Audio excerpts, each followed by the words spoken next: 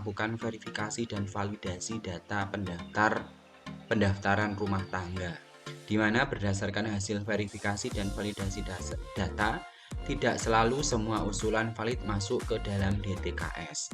Artinya teman-teman, tadi kan teman-teman mendaftar nih di kelurahan, sama Pak Lurah disampaikan ke Pak Camat, sama Pak Camat disampaikan ke Bupati, dan ke Bupati itu nanti akan disampaikan ke Gubernur. Nah, pada saat ke Bupati ini nanti melalui proses ada dinas sosial. Nah, di dinas sosial ini nanti akan dilakukan verifikasi dan validasi data pendaftaran rumah tangga, yang mana nanti akan keluar hasil verifikasi dan validasi. Dan tidak selalu semua usulan valid.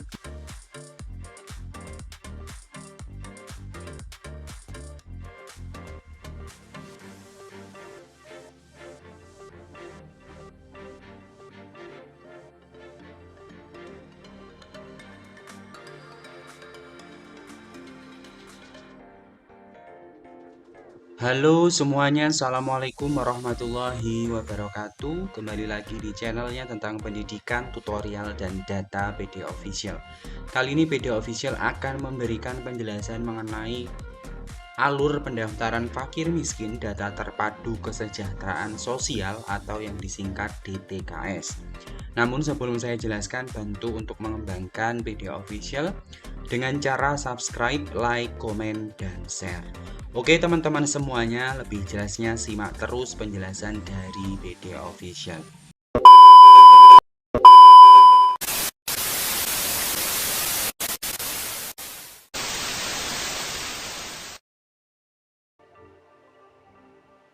Oke teman-teman, di layar ini sudah ada bagan alur pendaftaran mandiri DTKAS, pendaftaran fakir miskin data terpadu kesejahteraan sosial atau DTKS.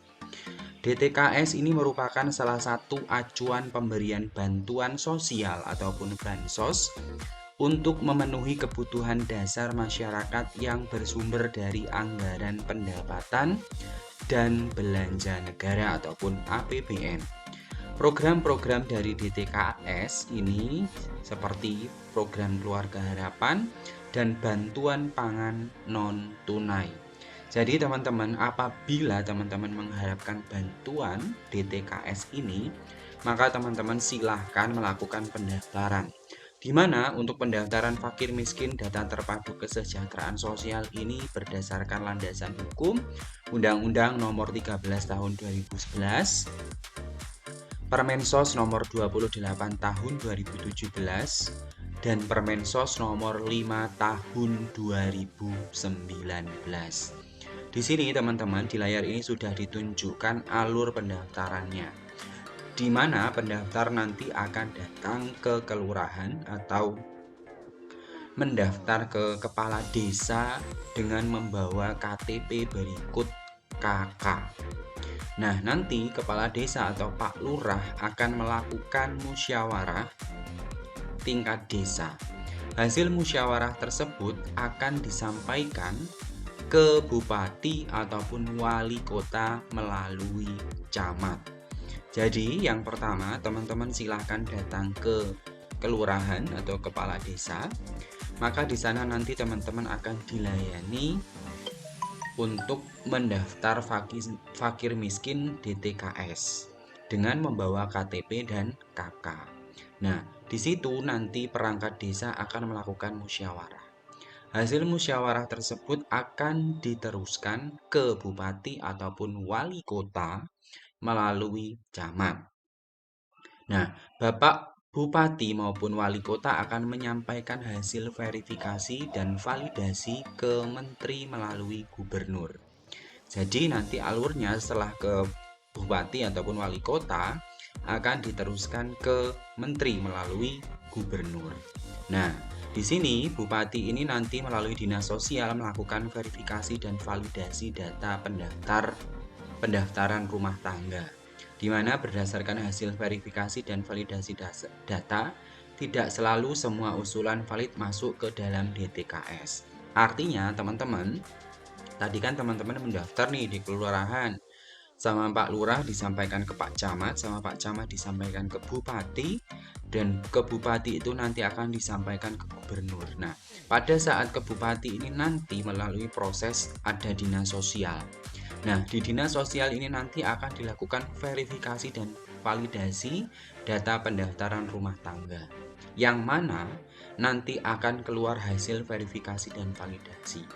Dan tidak selalu semua usulan valid masuk ke dalam DTKS. Jadi ada kemungkinan besar data teman-teman yang teman-teman usulkan itu tidak diterima.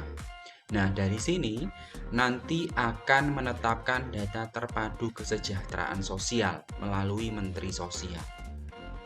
Jadi nanti ketika sudah melewati proses verifikasi dan validasi di dinas sosial, maka nanti akan keluar data terpadu kesejahteraan sosial melalui peraturan Menteri Sosial. Nah, dari situ nanti akan dilanjutkan ke kementerian atau lembaga daerah, di mana nanti ada pemanfaatan data oleh kementerian atau lembaga atau pemerintah daerah.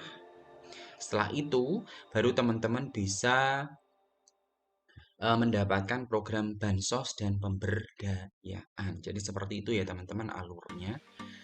Pokoknya intinya teman-teman datang saja ke kelurahan, nanti akan diarahkan prosesnya sampai dengan verifikasi validasi, sampai nanti teman-teman memperoleh program bansos dan pemberdayaan.